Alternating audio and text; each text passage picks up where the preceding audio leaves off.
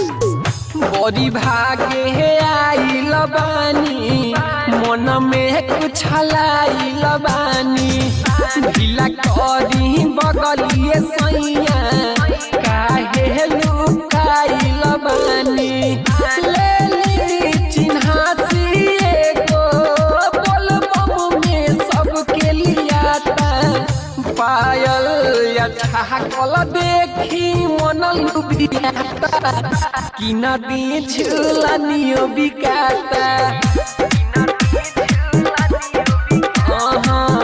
कि नदी झूलनियो बिकाता।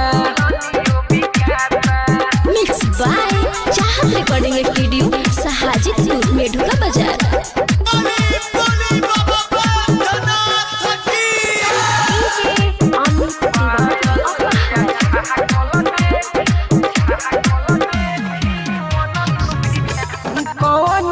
सभाखन बहरी धाम पर के नामी होले होला पवित्र भल तनी ये सदामी होले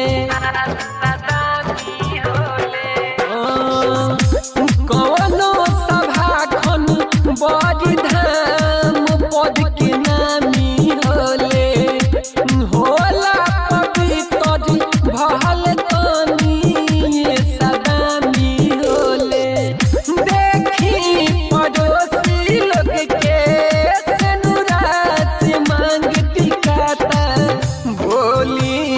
पैसा है हमें ज्यादा दियाता छोड़ा दी टिकुलियो बिकाता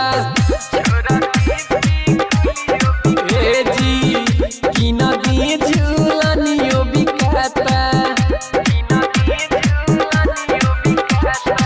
मिक्स बाय पवन राजा।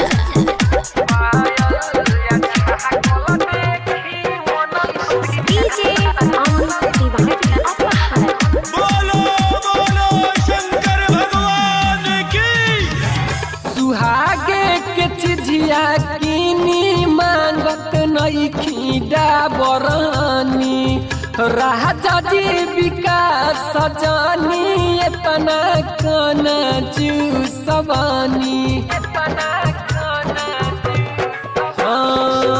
सुहागे के चिझिया किनी मांगत नई खीडा बरानी पवन राजा जानी इतना काना जूसवानी सनही सिकेंदर दीपक तुहरा न कुछ बुझाता गवने के दिहल गहना कनाही खियाता कि नदी झूलनिया बिकाता।